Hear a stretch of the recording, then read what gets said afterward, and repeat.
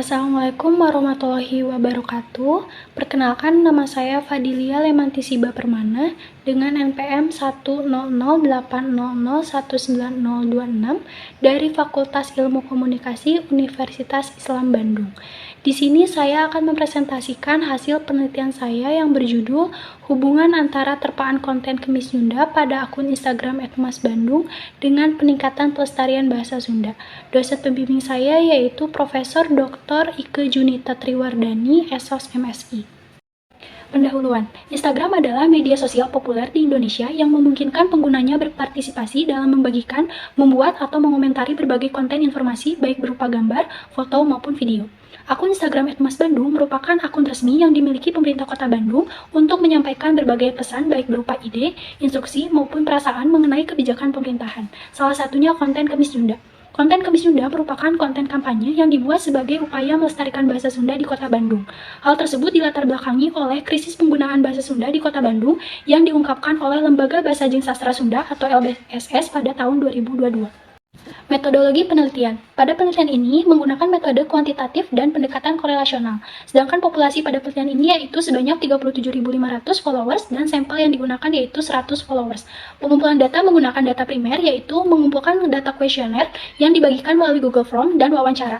Dan data sekunder yaitu didapatkan dari buku-buku maupun jurnal-jurnal yang tersedia.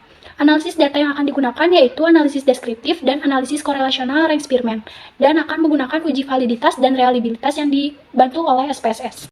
Hasil penelitian yang pertama, berdasarkan data di samping, nilai signifikansi X1 atau frekuensi dengan peningkatan pelestarian bahasa Sunda yaitu sebesar 0,000 yang berarti kedua variabel tersebut berkorelasi, sehingga H0 ditolak dan H1 diterima. Sedangkan tingkat kekuatan korelasi antar variabel tersebut didapatkan nilai sebesar 0,732 yang berarti bahwa hubungan tersebut kuat. Responden menyatakan mereka mengenal konten Kemis Sunda sebagai konten yang bertujuan untuk melestarikan bahasa Sunda di Kota Bandung. Frekuensi mereka melihat konten tersebut meningkat seiring dengan meningkatnya perhatian mereka terhadap konten Kemis Sunda yang sebelumnya mereka tonton. Konten tersebut dapat menarik perhatian mereka karena memuat informasi yang menghibur mereka dengan keunikan-keunikan yang dimiliki bahasa Sunda. Keunikan tersebut dapat dilihat dari konten Kemis Sunda yang berjudul Ketika Orang Jakarta Ngobrol Sama Orang Bandung. Hasil penelitian yang kedua, berdasarkan data di samping, nilai signifikansi X2 atau perhatian dengan peningkatan pelestarian bahasa Sunda yaitu sebesar 0,00 yang berarti kedua variabel tersebut berkorelasi, sehingga H0 ditolak dan H1 diterima. Sedangkan tingkat kekuatan korelasi antar variabel tersebut didapatkan nilai sebesar 0,896 yang berarti bahwa hubungan tersebut kuat.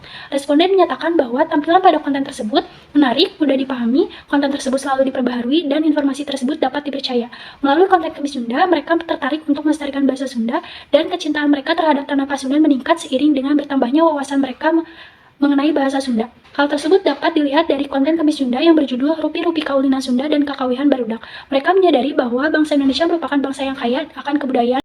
Hasil penelitian yang ketiga, berdasarkan data di samping, nilai signifikansi X3 atau durasi dengan peningkatan pelestarian bahasa Sunda yaitu sebesar 0,000 yang berarti kedua variabel tersebut berkorelasi, sehingga H0 ditolak dan H1 diterima. Sedangkan tingkat kekuatan korelasi antar variabel tersebut didapatkan nilai sebesar 0,601 yang berarti bahwa hubungan tersebut cukup berarti.